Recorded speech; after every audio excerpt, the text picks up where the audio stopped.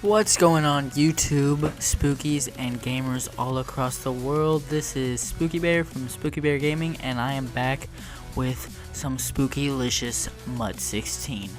Alright, as you can see, we have the edge this time, and the little three-guy snapshot that they're showing us before the game. It looks like I get the edge, and that does not normally happen, so I'm gonna take it. And so we're gonna get started with the Chiefs playing the Packers. Let's get into it. On the first drive of the game, my opponent gets, I've got him pinned down in a 3rd and long, and he scrambles out and tries to throw into triple coverage here, and I almost get the interception, but I can't come away with it. But that's great.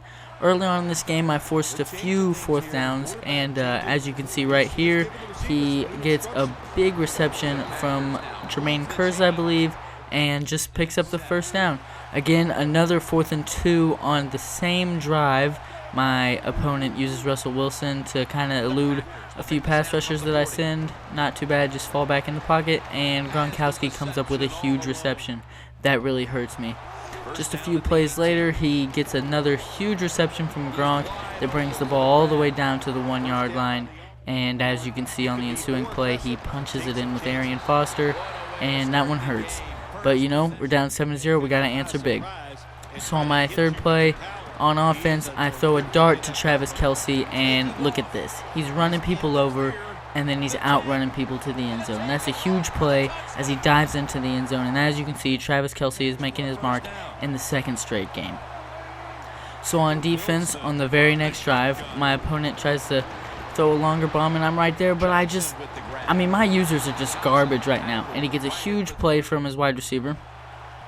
And just 2 plays later, my opponent here tries to run a levels to the right side. And as you can see, there is no one on Arian Foster. Richard Sherman gets a tackle, but after he picks up about 10 yards. But 2 plays later, he tries to roll out with Russell Wilson on this play. And as you can see, I've got everything locked down. There's nowhere to go, so he scrambles right, and Levante David makes a huge strip sack, and I recover the fumble, and that's just great because that's a stop, and normally we don't get stops because I'm pretty bad at usering, but here we go. Let's get it going. So on my drive, I run a streaks to Travis Kelce, and he gets a huge gain, taking it all the way down to the 11-yard line, and that's a big helper. So 1 play later, I do a play action and throw it to Chris Ivory, who muscles his way all the way down to the 4-yard line with just 20 seconds left in the half. And if I can score right before the half, that'd be great. But my opponent gets me all the way down to 4th down, but no need to fear. Dree Archer is way too fast for his corner, and he dives into the end zone.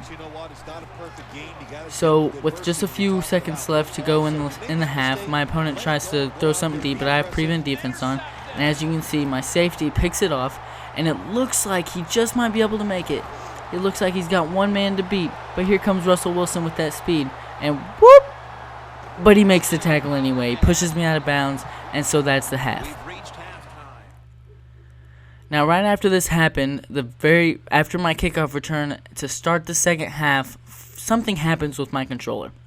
As you can see, I'm trying to do everything possible to let my controller do anything, and the only thing I can do is go to the Xbox menu. None of my buttons are working. I can't resume it. I can't exit. I can't call timeout. I can do literally nothing. I can't press RB to go to coaching.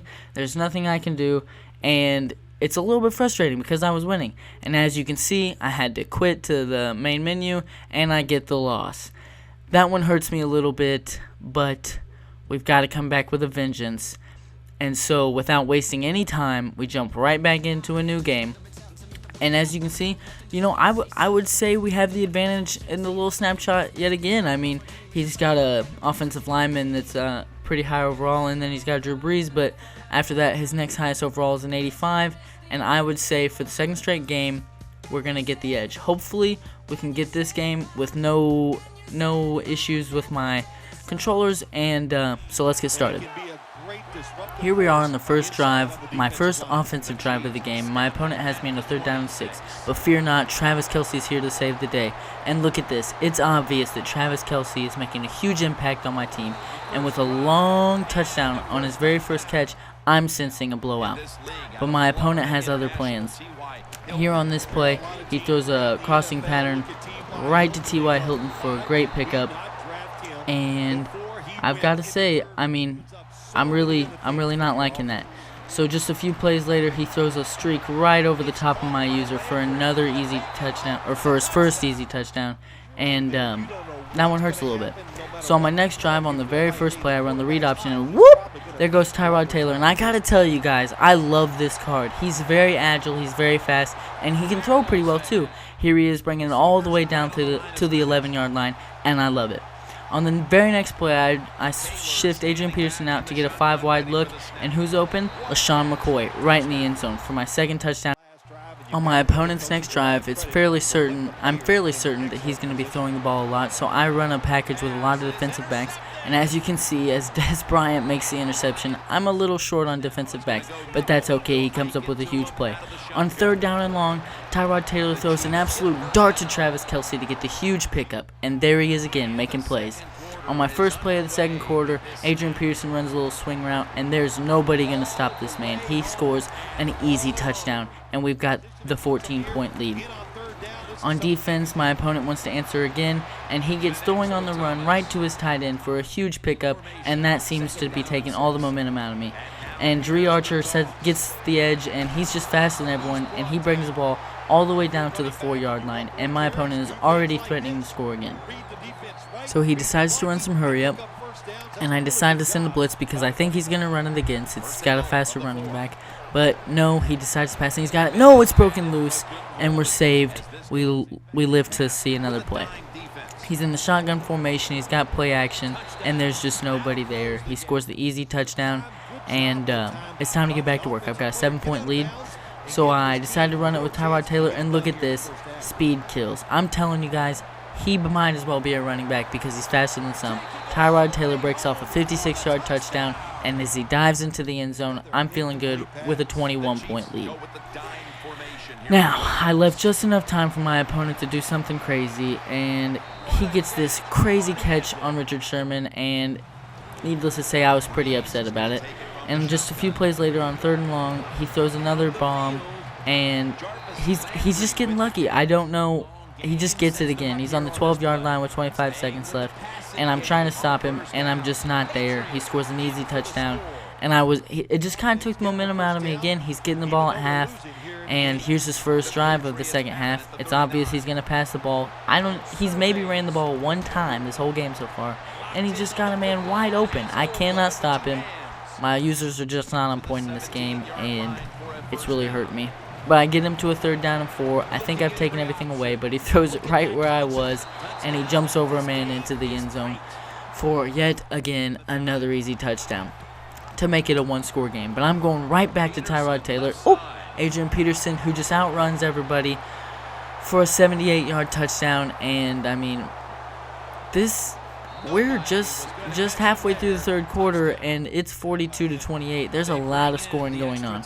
My opponent decides to run the ball, and he hasn't done that at all so far, so he in turn picks up a 51-yard touchdown because, like I said, speed kills, and Dre Archer is just about the closest thing to uncatchable there is on this game. So there's just a few minutes left in the 4th quarter. I decide to run a quick screen, and I pressed the wrong button and threw it right to him, and there goes my lead because I can't stop him, and he's only got 25 yards to go. So on the very first play, again, it's obvious he's going to throw the ball, and I've got this guy in double coverage, but I come down to try and attack the quarterback, and he just walks into the end zone. He gets hit at the goal line, but walks into the end zone. So now it's a tie ball game with 2 minutes left, and I've got to score. On 2nd down and 5 from the 50-yard line, I decided to run the read option since it's working so well, and Tyrod Taylor's just juking everybody, breaking tackles, and outrunning him into the end zone, and he dives in for another score. He is killing it, guys. He's got over 200 yards rushing in this game, and I love it. Right over my user yet again, he throws a streak, and I'm telling you that I can't stop him. He throws the ball yet again for a surprise right over the middle, and then just outruns Dez Bryant, my nickel cornerback, and scores again. It's 49-all with a minute and a half left in the 4th quarter. I don't think I've seen a head-to-head game score this much.